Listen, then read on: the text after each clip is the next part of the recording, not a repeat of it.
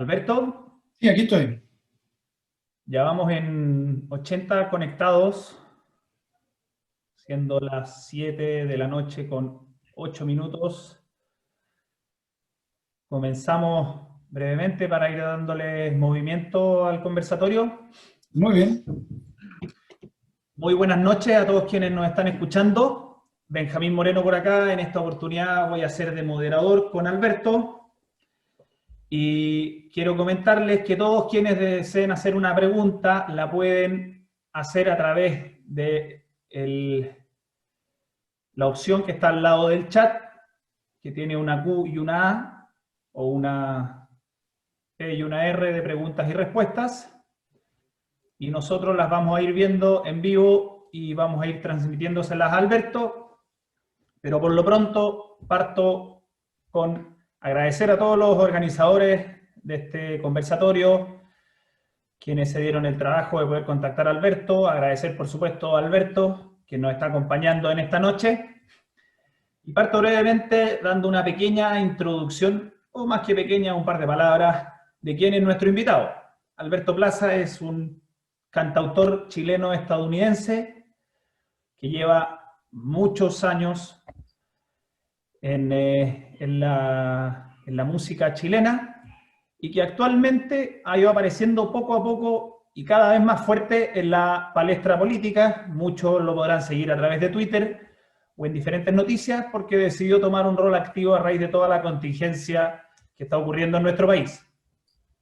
Alberto, contabas por ahí que tú has dado más de 1500 conciertos. ¿Por qué no nos haces un breve resumen de qué fue tu historia como cantautor que te motivó a desarrollarte en eso brevemente para hacer una pequeña introducción? Tu decisión de irte a Estados Unidos, que tengo entendido fue también un poco más artística, y de ahí pasamos de lleno al tema que nos convoca, que es principalmente la contingencia nacional y el rechazo en el plebiscito. Adelante, Alberto.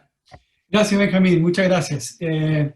Un saludo muy grande a todos, un abrazo a la distancia. Estoy en Florida, vivo acá en Florida desde el año 2002, cuando decidí abrir las alas y volar hacia nuevos horizontes. Yo comencé mi carrera en el año 85 en el Festival de Viña del Mar, siendo un muchacho de 22 años y cumplí 23 años durante ese festival.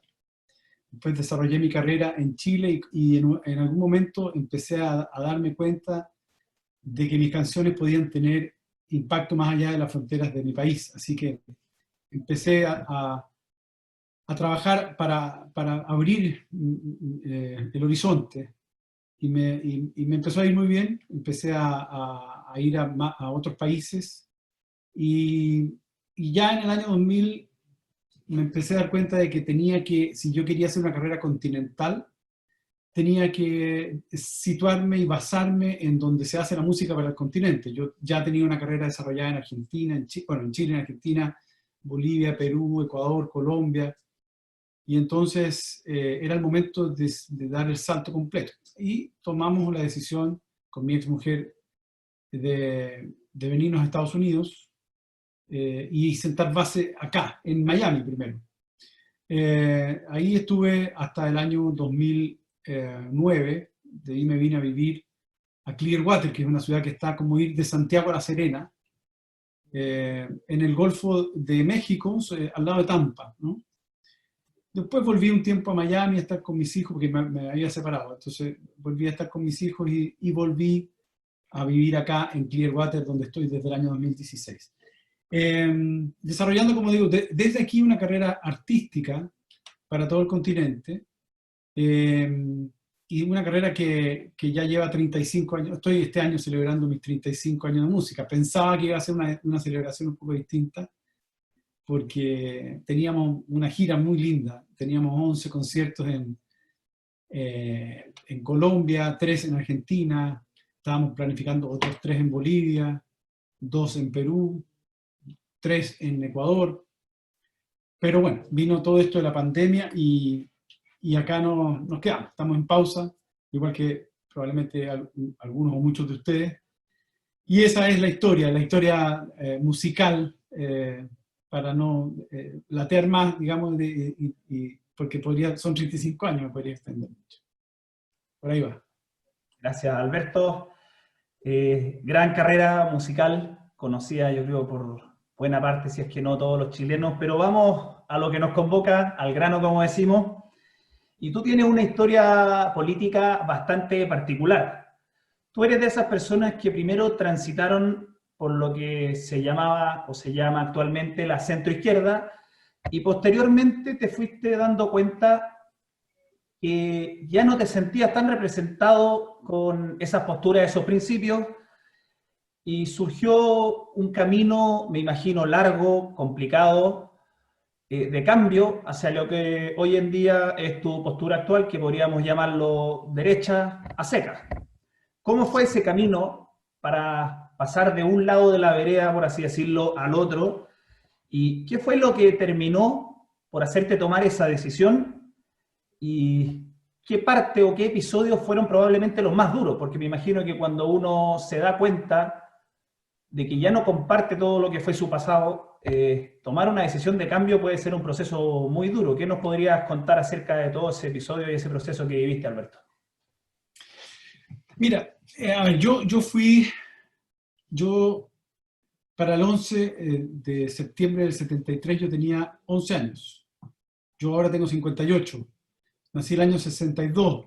Entonces yo era un niño que no entendía, digamos, en mi mundo, en mi universo, la política no era un tema. A pesar de que en mi casa había como dos lados, ¿no? Por el lado de mi papá era más democracia cristiana y había más de izquierda. Por el lado de mi mamá era totalmente de derecha, el mundo de derecha.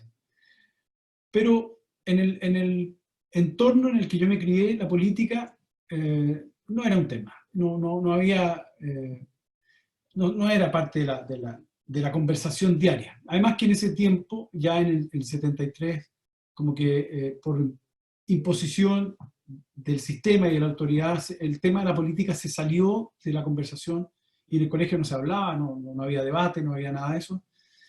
Pero teníamos esta inquietud como jóvenes, pues yo fui creciendo después ya en la adolescencia, uno tiene una inquietud social.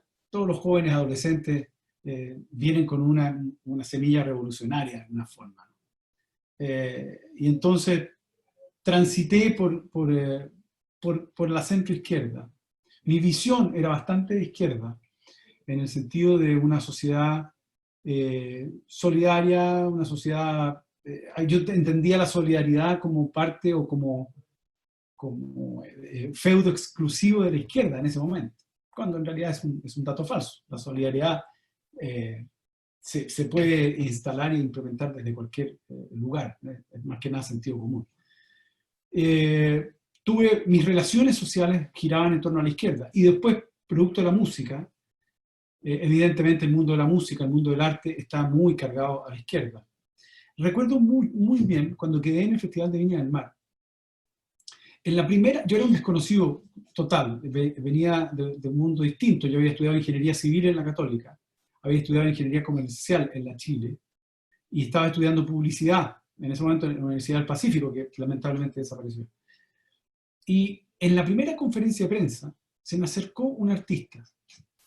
Yo no era conocido, estaba con la mano rocida en una esquina, y me dice: Alberto, te voy a dar un consejo, te veo muy nuevo, pajarito aquí, te veo muy solo. Y me dio un consejo que me duró por muchos años. Me dijo: mira, a ti te van a caer muchas críticas encima y mucha gente que va a querer polemizar, la prensa, la gente del medio, que aquí, que el otro, pero tú siempre mantén una posición de que, mira, yo no quiero opinar, yo me mantengo al margen, yo lo mío es la música. Y parece que ese consejo lo tomé muy en serio y nunca quise participar en nada, nunca participé activamente en ninguna acción de carácter político. Y de hecho mis canciones siempre las mantuve, y hasta el día de hoy, al margen de la política. Después vinieron los gobiernos, después se abrió la democracia, vinieron los gobiernos de la concertación, yo seguí haciendo mi música, empecé a salir fuera de Chile, después me fui de Chile. Y en un momento yo me di cuenta, en el segundo gobierno de Michelle Bachelet, empecé a tomar conciencia de lo que estaba ocurriendo en mi país. O sea, empecé a decir, aquí está pasando algo muy delicado. Y me fui dando cuenta de que Michelle Bachelet tomó una lista como de supermercado, ¿sí? Y empezó a hacer un check en todos los temas y empezó a dañar y a destruir el país tema por tema, por tema, por tema. Educación, reforma tributaria, leyes laborales, Araucanía, salud. Y empezó así como quien va al supermercado a lechuga, empezó a destruir uno por uno todos los ítems de nuestro país. Incluso después llegó al máximo con el tema de la destrucción del binominal. Entonces, ahí evidentemente yo empecé a tomar conciencia de que esto era un daño que se le estaba haciendo al país que era muy grave. Y decidí salir adelante porque me di cuenta que el país se estaba deteriorando mucho en muchas áreas. Pero hay un área que es el área que más me compete, que es el área artística, en donde se estaba ya definitivamente destruyendo incluso la plataforma más importante que nosotros tenemos, que es el Festival de Viña del Mar. Entonces, recuerdo que estaba viendo yo el Festival de Viña y aparecieron los humoristas. Y era tan vulgar y tan bajo, de baja condición lo que estaba ocurriendo ahí, tan vulgar. Y un festival que se transmite a todo el mundo, en donde en otros países no lo pueden dar por el lenguaje que se usa, que yo en ese momento creo que marqué el punto de diferencia de salir adelante a hablar y a decir las cosas como yo creo que son. Y hablé de los humoristas y del humor en el Festival de Viña del Mar. Y me costó carísimo, porque salió todo el mundo a criticarme. No todo el mundo, evidentemente, pero salió muchos a criticarme, particularmente los que estaban involucrados en el tema. Y de ahí en adelante, como hubo mucha gente que se sintió identificada con lo que yo estaba diciendo y que me apoyó y que yo escribí una carta al Mercurio y empecé a escribir otras cartas con respecto al feminismo extremo, con respecto a la Araucanía y otras cosas, me di cuenta de que yo estaba de alguna forma llevando a los medios y a las plataformas más importantes la palabra y el mensaje de mucha gente que no tiene la oportunidad de opinar y de mucha gente que no tiene la oportunidad de salir adelante a decir las cosas. Y de otros que teniendo la oportunidad no se atreven, porque podrían perderlo todo.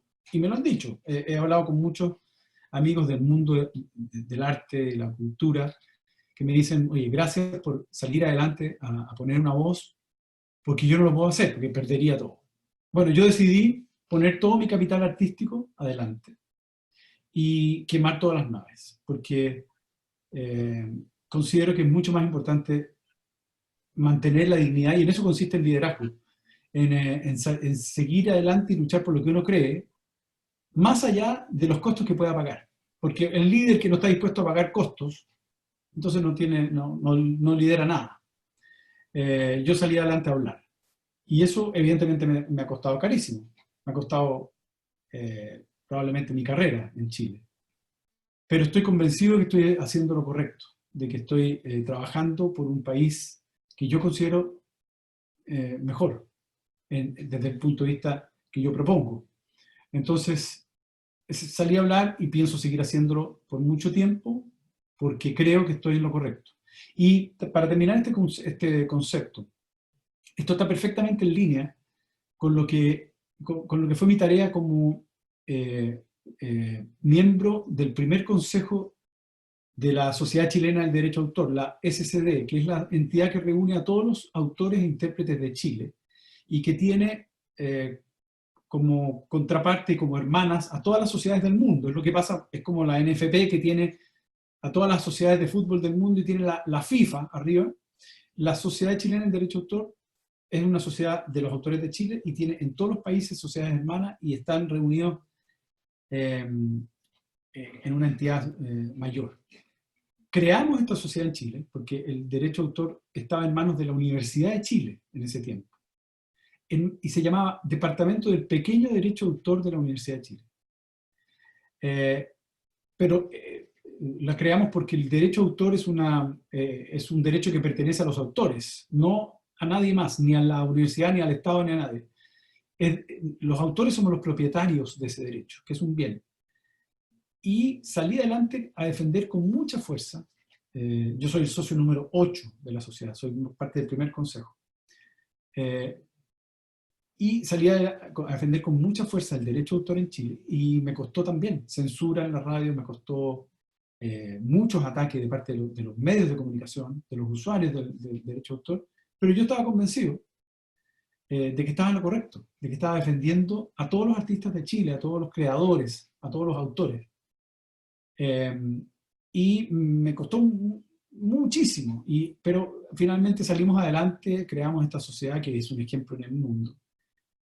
Y para que vean ustedes las cosas, los mismos autores que yo defendí poniendo mi carrera en riesgo son los que hoy día me atacan, me quieren eliminar del sistema. Pero no importa, yo haría de nuevo lo que hice porque siempre creí que era correcto. Y es lo mismo que estoy haciendo ahora. Lo hago porque creo que es lo correcto.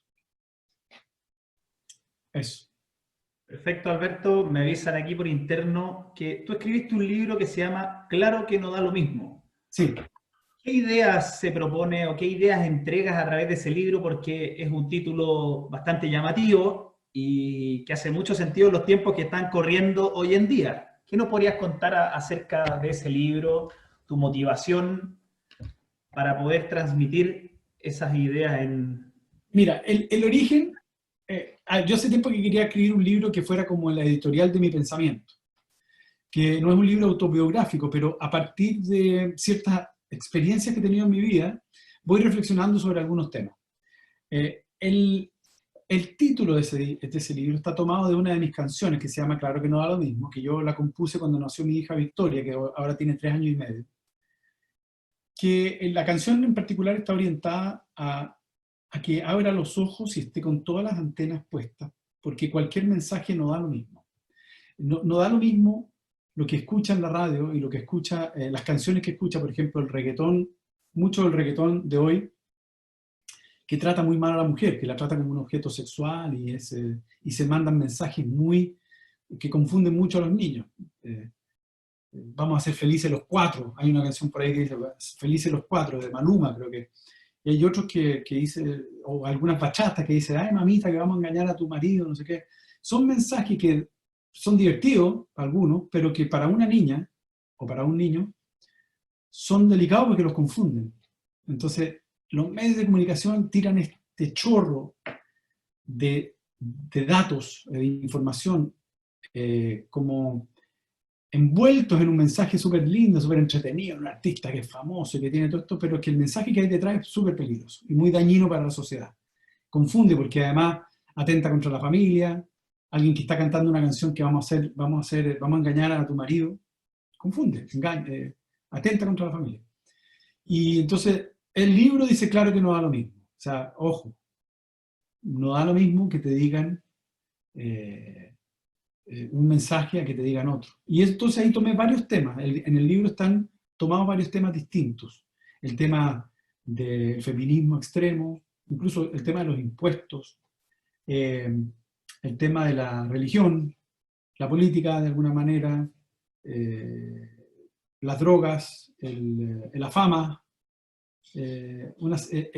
la ética, por ejemplo, en el deporte, en el fútbol.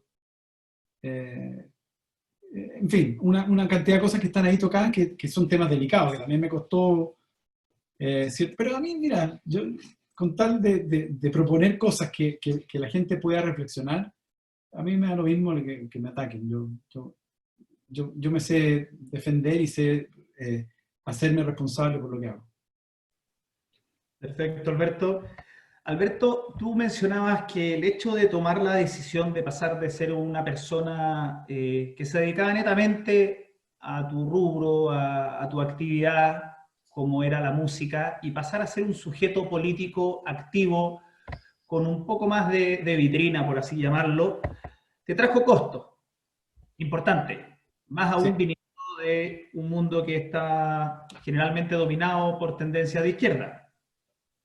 En ese sentido, ¿Crees tú que tu percepción sobre la realidad nacional fue algo fundamental para poder dar ese paso, considerando que la cantidad de costos, me imagino, que te puede haber traído esto fue muy grande en el plano personal, en el plano como artista y como una figura pública?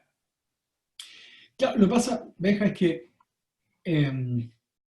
cuando uno observa algo, porque uno tiene que ejercer el poder de la observación. A uno le pueden decir muchas cosas, le pueden salir con cantos de sirena, le pueden decir los medios de comunicación, pero cuando uno observa los resultados o las consecuencias de algo, uno tiene que decidir si toma responsabilidad por lo que está viendo o no. Hay un triángulo que se usa en la vida, que yo lo he aprendido, que es el triángulo de conocimiento, responsabilidad y control. Cuando tú tomas conocimiento de algo, es un triángulo que tiene 3 puntas, y cualquiera de esas puntas que aumenta, hace aumentar a las otras 2. Si tú tienes conocimiento de algo, entonces tomas responsabilidad por ese algo y tomas control por esa situación. Ejemplo, ves que un niño va a cruzar la calle y viene un camión, tomas conocimiento de que está ocurriendo eso. Entonces tú sales, tomas responsabilidad por ese hecho, inmediatamente vas y lo tomas y lo sacas de ahí, porque sabes las consecuencias de lo que ahí va a pasar. Entonces, hay un pensamiento que gobierna mi vida de alguna forma, y es, se puede hacer algo al respecto. Cuando tú observas algo en la realidad, tomas responsabilidad por lo que estás viendo. La única forma de tomar control de eso es tomar responsabilidad conociendo los hechos. Por eso es que cuando un piloto se va a subir a un avión, si no tiene conocimiento de lo que está haciendo, no tiene control del avión. Entonces se prepara y tiene que manejar correctamente, y para eso estudia años. Entonces no existe tal cosa como el buen o mal control. Existe el control o el no control. Si tú vas en un auto y no lo controlas, chocas. Y para tener buen control hay que informarse bien, conocer lo que uno está haciendo, la guitarra, por ejemplo, y tomar responsabilidad por lo que uno hace. Entonces, este pensamiento de que se puede hacer algo al respecto es muy potente, porque la gente muchas veces pierde la fe o pierde la confianza en que algo puede hacerse. Pero no, siempre se puede hacer algo al respecto. Y para eso están los liderazgos, y para eso está el informarse y conocer acerca de los temas, y tomar responsabilidad, por ejemplo, por los destinos del país, es decir, saber lo que está pasando, contribuir con opiniones y hacer que la gente despierte y abra su mente. Ese es la filosofía que yo tengo en la vida, y eso es lo que decidí hacer de un tiempo a esta parte, y con mucha fuerza, y pienso seguir haciéndolo con mucha más todavía. Muy, muy interesante reflexión, Alberto. Y con respecto a esa decisión que tomaste hace un tiempo de pasar a ser una persona políticamente expuesta, por llamarlo de alguna manera, ¿cómo ves tú la hegemonía cultural de ciertos medios? ¿O te ha tocado, por ejemplo, vivir en carne propia algún tipo de censura, ya sea a nivel nacional o internacional, de diferentes medios, canales de televisión? ¿Crees tú que estos medios, y volviendo a lo mismo que decías tú, que es muy importante informarse, que muchos medios de información pueden estar ciertamente manejados por grupos que están un poco politizados o tienen ciertas tendencias que a parecer de muchas personas están un poco más marcados hacia la izquierda? Bueno, uno no tiene cómo demostrar que detrás de yo por lo menos, no tengo herramientas para demostrar cuáles son las intenciones que hay detrás de los medios de comunicación, o cuáles son cuáles son los planes que hay detrás de un proyecto comunicacional, pero sí uno puede ver en el resultado final hacia dónde apuntan las noticias, los entrevistados, el contenido, ¿no? A ver, yo soy un experto en análisis comunicacional de los medios, no solamente porque lo he vivido y he sido parte de la historia de los medios de comunicación, en términos de que he sido expuesto frecuentemente en muchos países, en todos los medios de comunicación de alguna u otra forma. Cuando hago un disco, cuando voy de gira, cuando recibo un premio, cuando lo que sea, ¿no? Y después ahora cuando hablo de política. Pero además he estudiado el tema de la comunicación a fondo. Llevo 10 años estudiándolo, 11 años estudiándolo a fondo. Entonces, uno puede observar, y vuelvo al tema de ejercer el poder de la observación, hacia dónde apuntan y cuáles son los contenidos de los medios. Muchos de ellos son mercaderes del caos. Ellos lucran con el caos. Ellos utilizan el caos como una fuente de ingreso y son mercaderes. Y allí donde no hay caos, lo crean precisamente para lucrar. Eso lo vemos todos los días.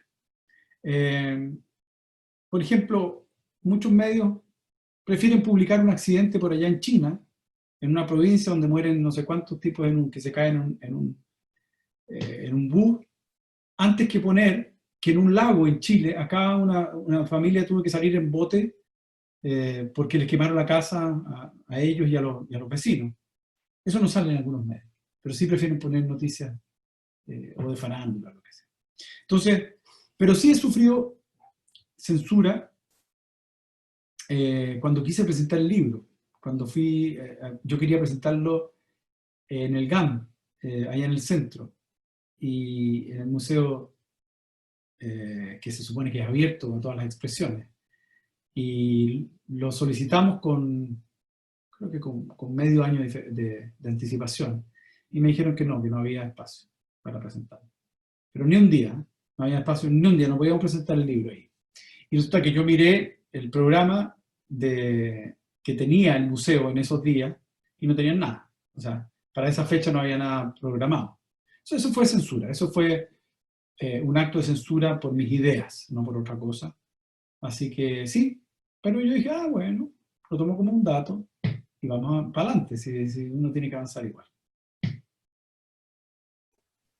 Interesante historia, Alberto.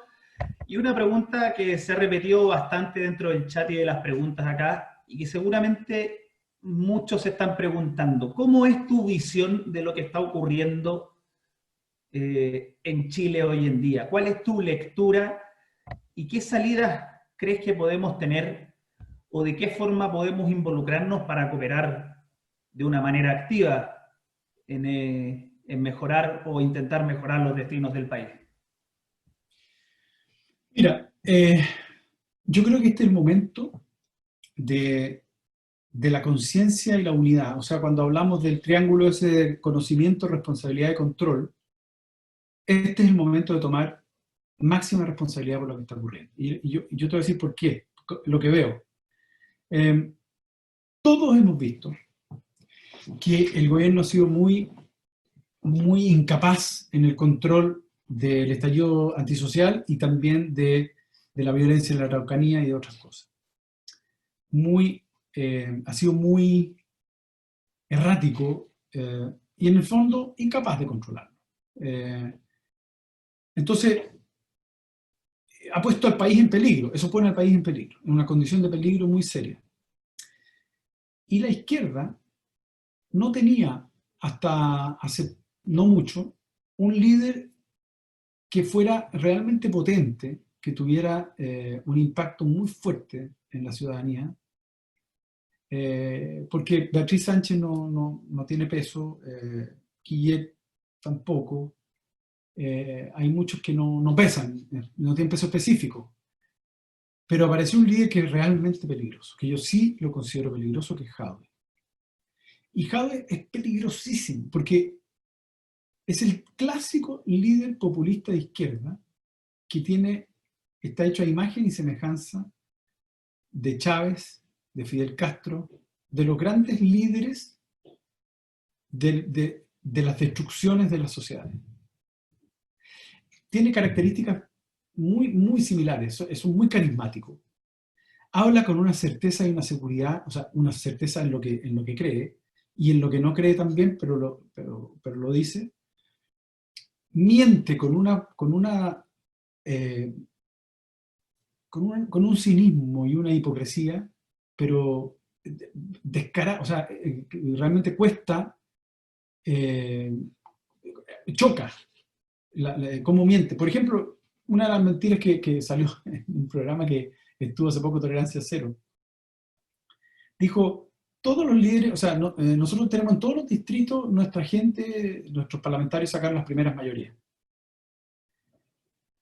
Pero lo dice con una autoridad, o sea, a menos que la primera mayoría de Gonzalo Vinter sea, digamos, en ese distrito haya sido el 1,2%, son mentiras que son fáciles de desenmascarar, pero las dicen con autoridad y con una postura y con una... Fíjate, esto se parece mucho, Benja, a los artistas que son muy malos, muy desafinados, de los cuales hay muchos, pero que se paran en el escenario con una pachorra y con un desplante y un despliegue escénico formidable que convencen a la audiencia de que son buenos, que son horribles. No voy a citar ningún caso, no quiero entrar a criticar a nadie, pero todos conocemos artistas que son muy malos, que desafinan, desde el punto de vista técnico, desafinan, pero brutalmente, pero se suben al escenario, llenan estadios y la gente los sigue. Entonces, en este elemento hay incorporados factores que van más allá que el aspecto técnico o el aspecto de la habilidad real del tipo para conducir un país. Y por eso que yo considero que Jado es muy peligroso y se ha metido. No vayan, por favor, a mirar en menos, no vayan a menospreciar el peligro que representa Jado para Chile, porque Jado es el Chávez chileno. Jado es el Fidel Castro chileno. Más ignorante, porque Fidel Castro es un hombre muy culto, ¿no? Chávez también era culto. Este podría ser el Maduro chileno, ¿no? Y el peligro de todo esto es que la izquierda, la extrema izquierda sobre todo, tiene un manejo formidable de dos cosas que son necesarias para convencer a las masas.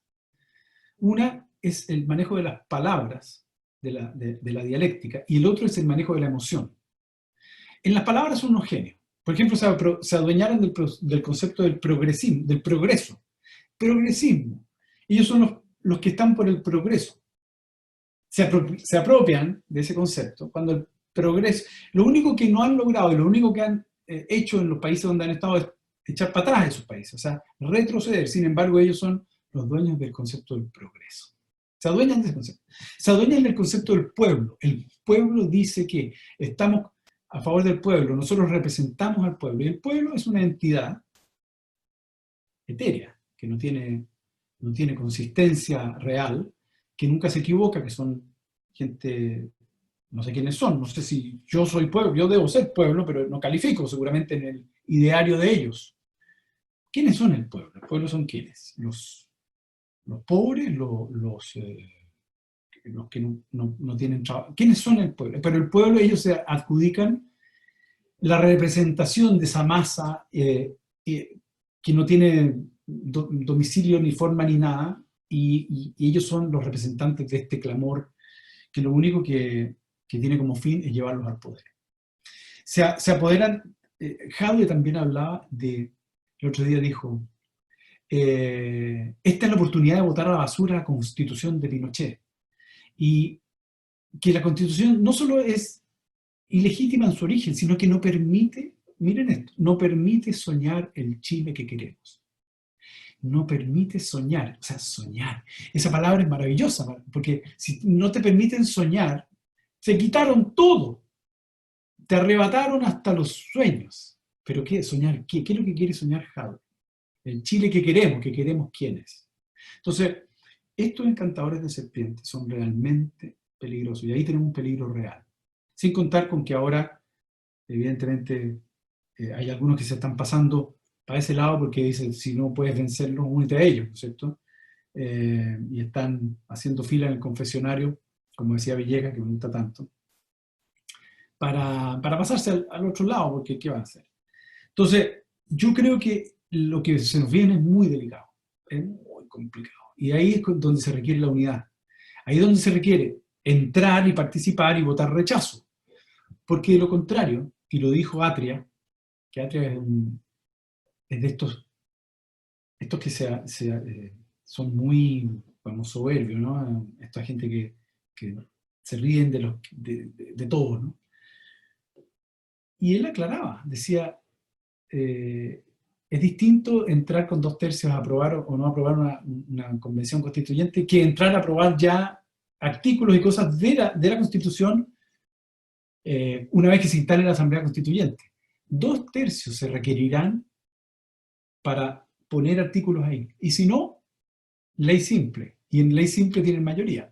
O sea que el tipo tiene todo el derecho y la razón de reírse, porque lo que les viene a ellos está de su lado.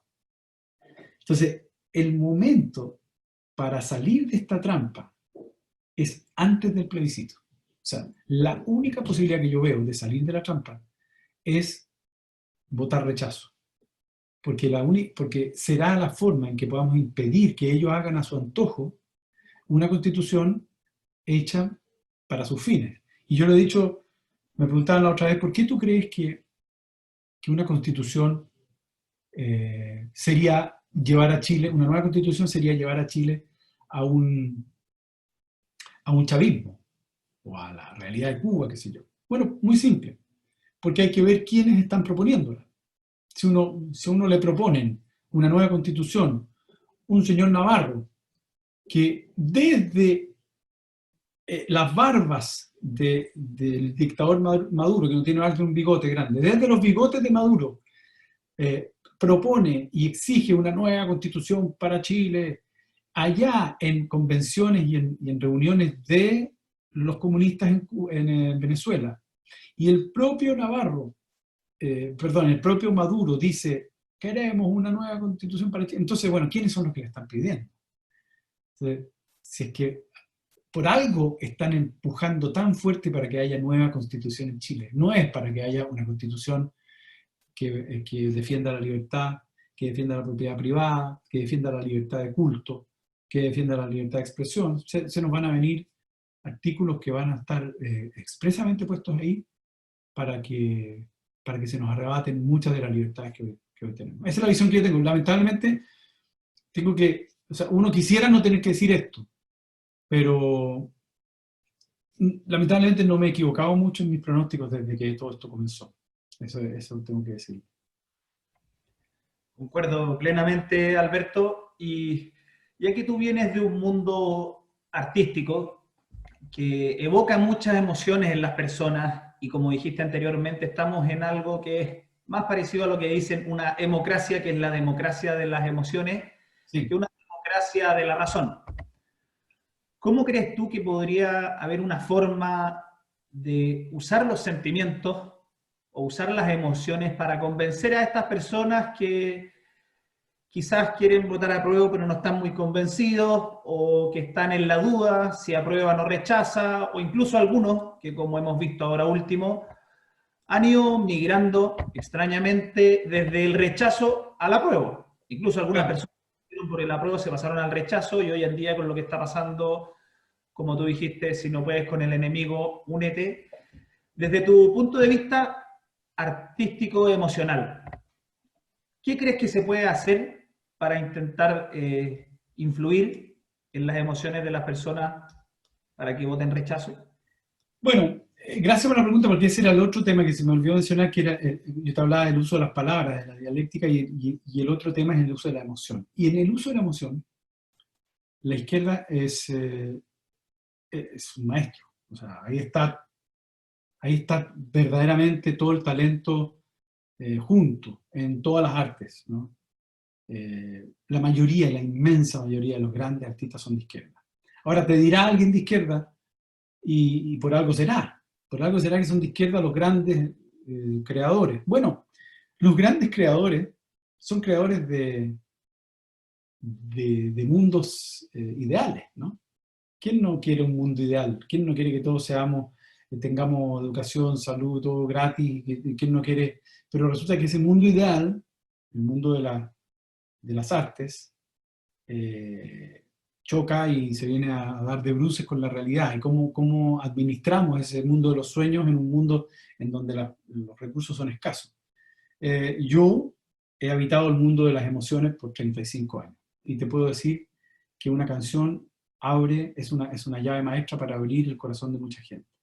El otro día escuchaba una canción que hicieron en el Apruebo, y la encontré espectacular, ¿qué quieres que te diga? La encontré genial. O sea, casi me convence a mí, no tanto, pero uno se queda pegado, viene a escuchar, pero son canciones que apelan a conceptos que son fáciles de instalar como una idea utópica, pero que no aterrizan a la realidad. La realidad es que un país se tiene que hacer cargo de los recursos que tiene de la forma más eficiente posible y llevarlos de la forma mejor que pueda a la mayor cantidad de gente. Mi filósofo favorito dice que las sociedades son solo tan grandes como sus sueños, y los sueños son soñados por los artistas. O sea que es verdad que los artistas vamos abriendo de alguna forma, llevamos la punta de la historia abriendo los sueños de las sociedades, ¿no? Y las sociedades más desarrolladas siempre fueron de la mano de un gran desarrollo artístico. Ahí está el Renacimiento en Italia, todo lo que uno ve de obras artísticas tiene que ver también con desarrollo de la sociedad en su conjunto. Pero nuestras sociedades, nuestros países, particularmente Chile, está muy volcado a la cosa económica técnica. Si tú te fijas en los discursos de los mandatarios, de los presidentes, todas las cuentas anuales hablan de todos los temas, y la cultura ocupa un 2% de la presentación pública. La cultura que es la que va abriendo, según esta reflexión, la punta de lanza de los sueños de las sociedades, la cultura. Y no es extraño que uno de los grandes desarrollos que tuvo Cuba, que hay que reconocerlo, con Fidel Castro, fue el desarrollo de la música y de las artes en general. Entonces, cuando aparecen estas emociones, evidentemente, como no hay en los contenidos de los programas de gobierno, entonces la gente evidentemente reacciona favorablemente y se siente tocada. Y yo te digo, es un arma muy difícil de contrarrestar. La única forma de entrar en esa arena con fuerza es también apelar a los sentimientos y apelar a la emoción. Porque si uno apela solo a la razón, es muy difícil, es muy complicado. Interesante reflexión, Alberto. Como dicen por ahí, el cómo es el gran problema. Bueno, el cómo es un problema sobre todo porque hay pocos creadores que puedan estar dispuestos a crear música o a crear obras o a crear cine o a crear lo que sean de derecha, y los pocos que hay no se atreven, muchos de ellos. Pero, y es delicado. Ahora, evidentemente, este proceso que estamos llevando adelante, en donde la izquierda utiliza palabras que apelan a esta emoción y utiliza emociones a través de las obras, tiene que ser, yo lo veo como una manera de confrontarlo, es llevar esos sueños que se han propuesto a la realidad. A ver, ustedes prometían o decía que esto iba a pasar, y mire lo que pasó. Los sueños de Venezuela eran, las emociones apelaban a que vamos a construir una Venezuela libre, soberana para todos. Mire cómo está la soberanía comiéndose la comida en los tarros de basura. Esos eran los sueños que ustedes tenían. Querían un país mejor, igualitario para todos, sin violencia y sin esto. Miren cómo tiene la violencia en la Araucanía. O sea, contraponer expectativa, realidad. Hay unos que hacen en YouTube, hacen una expectativa, realidad.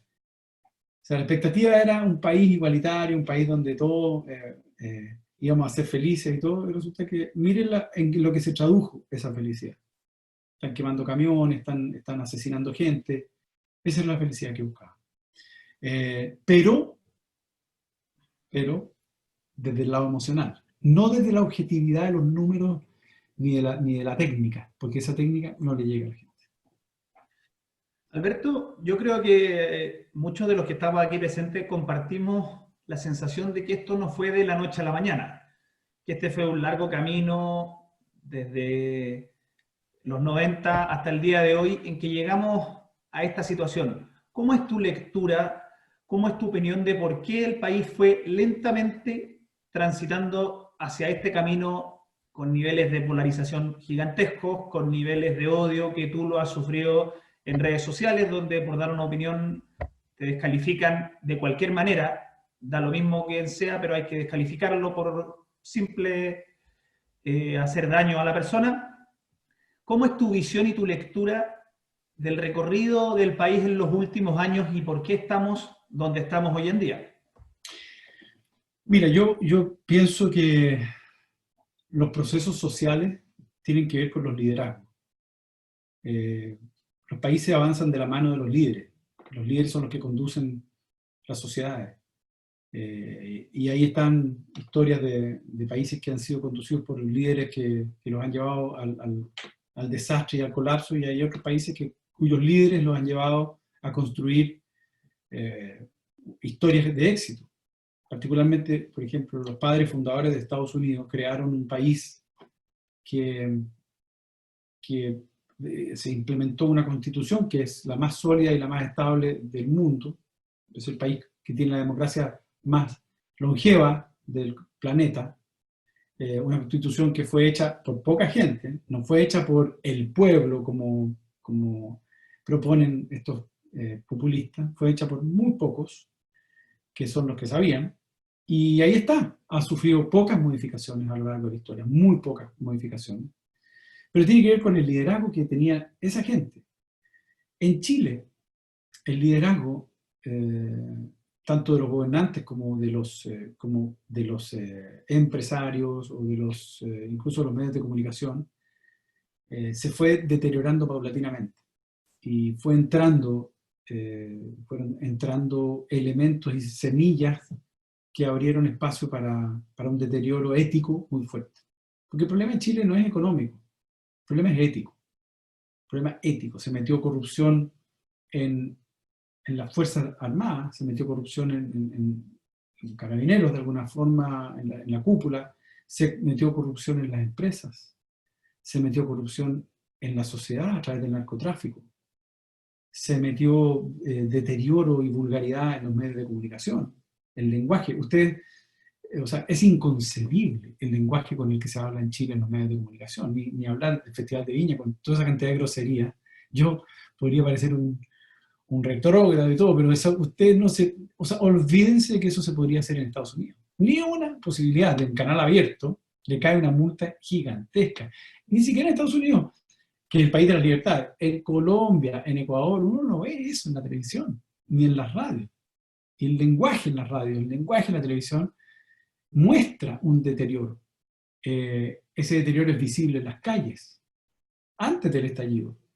Las calles rayadas, llenas de rabia, la gente expresando su rabia contra el sistema, un sistema que no lo educa, que no lo comprende, que no lo acoge. Y ahí estaban las calles, no se reparan, las murallas pintadas feas y nadie va y las pinta. Entonces los liderazgos tienen que ver mucho. Y se deterioró mucho éticamente, las colusiones en las empresas. Eso va creando rabia en la gente. A la gente le da rabia que un tipo que se coludió y que salga y queden libres y ganen millones. Y entonces, obviamente. Pero yo creo que de ahí se empezó como a desarmar el esquema. Y ya dijo fuera o llegó al máximo con el gobierno de Michelle Bachelet. Que ahí creo, como lo dije al principio, que el liderazgo de ella fue nefasto. Nefasto. O sea, ahí cambió todo. Y permitió que entraran, con la modificación del sistema electoral, permitió que entrara gente que está desequilibrada al Congreso. O sea, gente que tiene claras desequilibrios mentales, ¿no? Gente que anda volando en capas rosadas o tiene antenas en la cabeza. Son gente que no tiene conexión con la realidad, que hablan con idiomas raros, así, otaku, kaku, no sé qué, nietitos, cosas, no están en sus cabales. Entonces, esos son los líderes.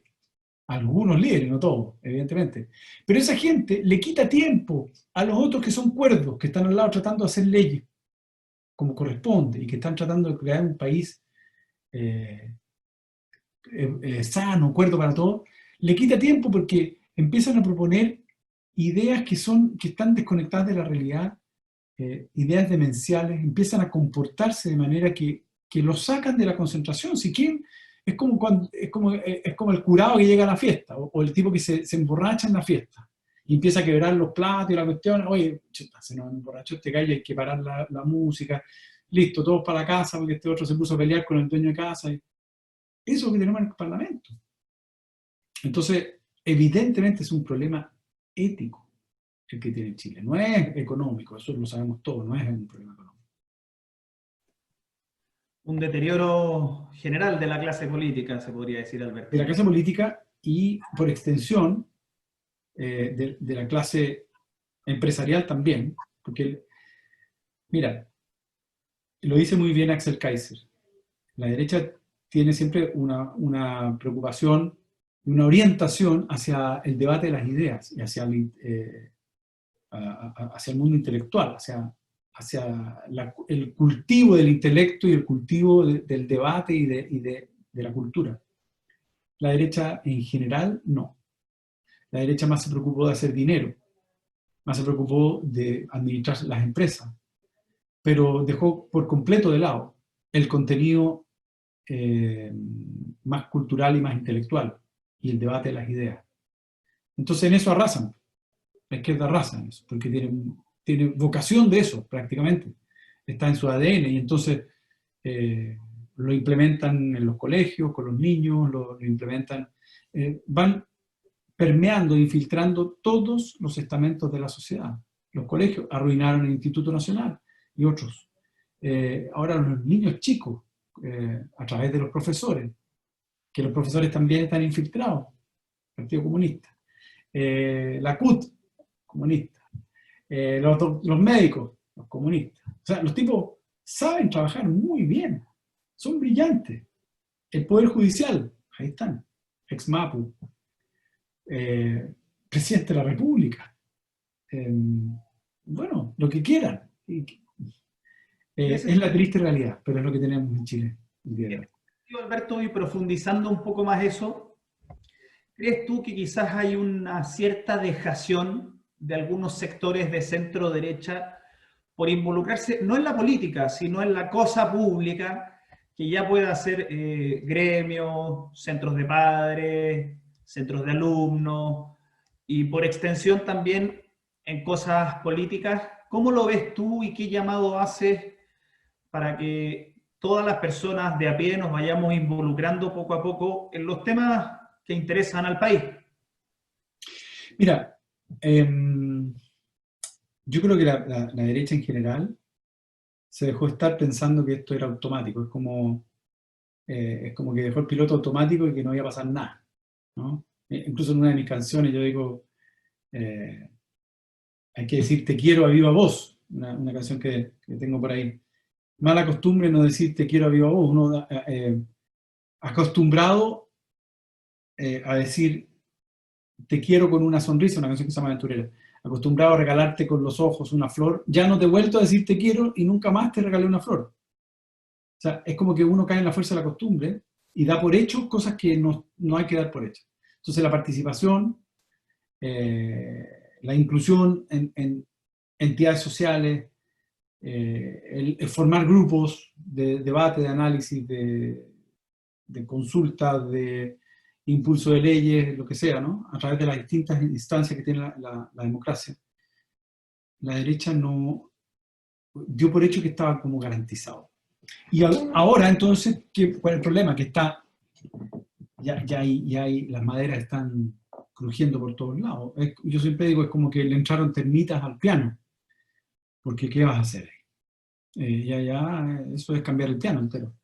Entonces, hoy día hay que tomar conciencia de que hay que formar una fuerza que se pare con valentía y que se pare con valentía, con decisión y sin temor a arriesgar frente al plan de hegemonía y de totalitarismo que tiene la izquierda. Es muy, muy peligroso lo que está pasando. Y si no nos paramos y nos ponemos de frente, en serio, a parar esto, entonces la cosa se va a poner muy mala, de verdad se va a poner muy mala. Yo tengo confianza en que tarde o temprano las fuerzas tienden a equilibrarse, evidentemente. Porque la gente no... Mira, cuando vemos destrucción como la que vimos en la Plaza Italia, cuando vemos saqueos, incendios, robos, apedreamientos, funas, esas son gente desequilibrada, son delincuentes, bandidos, son vándalos, lumpen. Y la mayoría de la gente no es así. La mayoría de la gente es gente buena que lo único que quiere es vivir tranquilo, llevar a sus niños al colegio y que no los jodan, y comprar la comida para la semana y vivir una vida tranquila y trabajar. Entonces, lo obligan de alguna manera a la gente serena, cuerda y todo, a ponerse en una posición en la que no se sienten cómodos, que es la posición de pelea, de disputa, de confrontación. Y ahí el peligro. Yo creo que este es el momento de ponerse en posición de defensa y decir, aquí está en juego prácticamente todo. Está en juego prácticamente todo. Gran llamado a acción, Alberto. Te quería comentar un par de cositas. Han repetido varias veces ahí en el chat que por qué Alberto Plaza no hace un himno del rechazo, y te la voy a meter con otra pregunta bastante interesante ahí que hicieron. ¿Se ve a Alberto Plaza en un cargo de elección popular? Diputado, senador, preguntaban por ahí. A ver, la pregunta es válida porque yo no hago una canción del rechazo. No lo descarto. O sea, es probable que lo haga. No he tenido, y es perfectamente válido porque yo mismo estaba diciendo que ellos acuden con canciones a eso. Lo que pasa, y aquí hay un tema bien delicado para mí en lo personal, y es que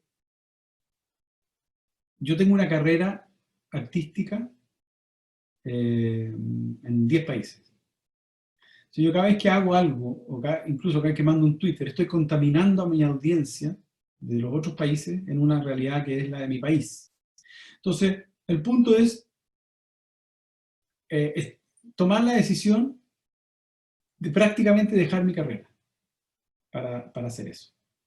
Porque si yo contamino las audiencias de otros países, entonces voy a estar haciendo prácticamente un harakiri.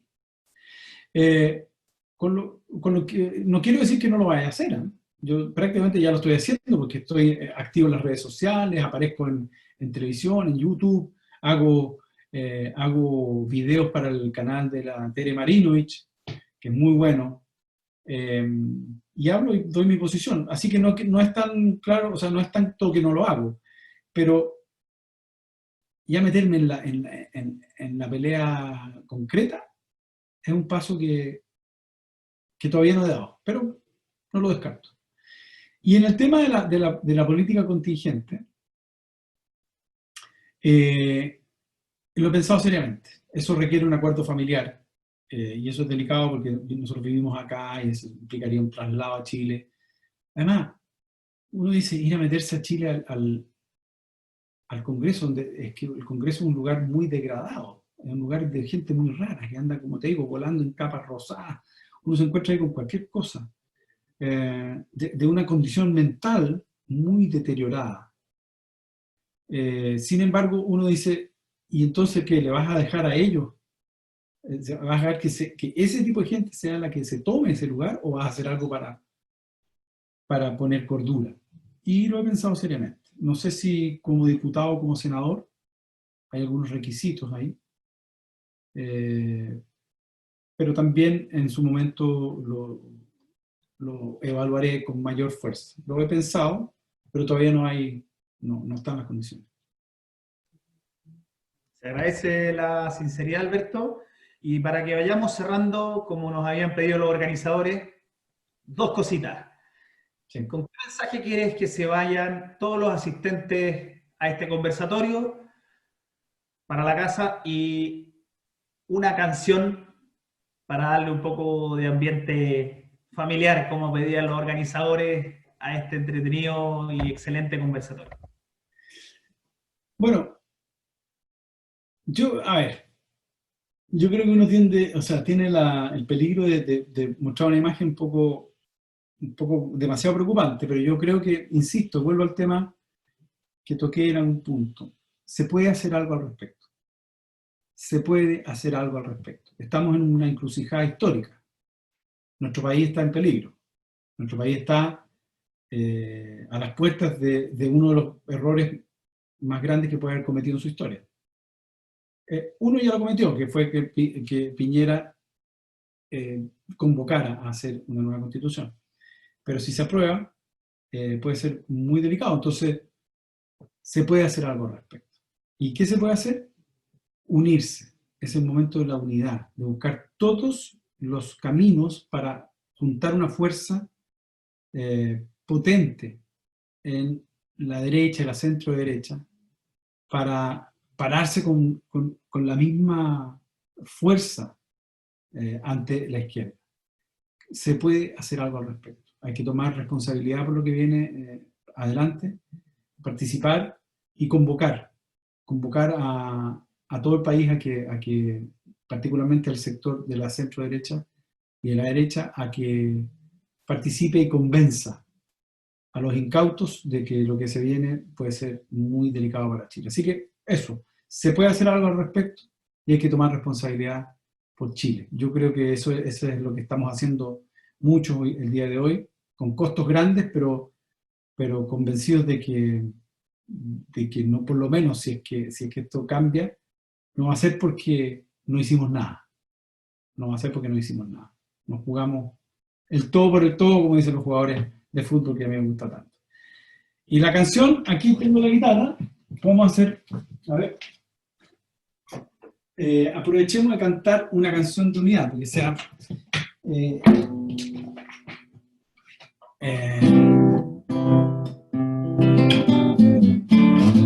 no sé si te propusieron alguna ahí o no, o yo tengo que elegir. ¿Alguien dijo algo? ¿De qué canción quieren que toque, Alberto? Así que, bueno, hagamos una canción. Ahí me dicen que cante la vida, están diciendo. Bueno, cantemos que cante la vida. Había esperanza, rondaba el amor, tendiendo sus alas, quería evitarle a los hombres el dolor. Decía la historia, no quiero contar ninguna locura, un sueño que todos podemos realizar, que se eleven las voces en una canción, que junten las manos, se logre la unión, que cante la vida por todo rincón, que se abran caminos y se encienda el sol. Están los que piensan solo en destruir, están los que creen que todo es en vano y que el mundo va a morir. Estamos nosotros para despertar el sueño perdido, un sueño que todos podemos realizar, que se eleven las voces en una canción, se junten las manos, se logre la unión, que cante la vida por todo rincón, que se abran caminos y se encienda el sol. Hasta ahí llegamos. Yo me estoy imaginando los aplausos, me imagino que están aplaudiendo. Todo es así virtual hoy en día. Tenemos que participar, Alberto, para que podamos activarlos a todos para que te aplaudan en vivo, pero me imagino todos te están enviando sus felicitaciones y el chat ya por segundo tenemos más mensajes felicitando y dando las gracias por habernos acompañado, Alberto. Excelente reflexión para terminar, que al igual que tú, pasar a ser sujetos activos, a pesar de todos los costos que tomaste y que estás recibiendo en el día a día por esta posición, pero que muchos creemos que es algo que vale la pena hacer. Así que, de verdad, Alberto, de parte de todos los organizadores y de todos los asistentes, te agradezco que nos hayas acompañado y esperamos que te vaya muy, muy bien y que ojalá, si Dios quiere, te veamos en un congreso 2022. ¿Por qué no? ¿Por qué no? ¿Quién dice que no? Gracias, Benjamín. Gracias a todos los que están ahí en el chat, que están ahí escuchándonos, viéndonos. Vamos a juntar fuerza entre todos por un Chile mejor para todos. Yo estoy convencido de que si es que nos unimos y si es que hacemos fuerza conjunta, podemos salir adelante, podemos construir un país muy bueno. Así que gracias. Un abrazo muy grande a todos y pa'lante, como dice una de mis canciones también por ahí. Muchas gracias, Alberto. Gracias a todos los asistentes de esta reunión. Que tengan una excelente semana.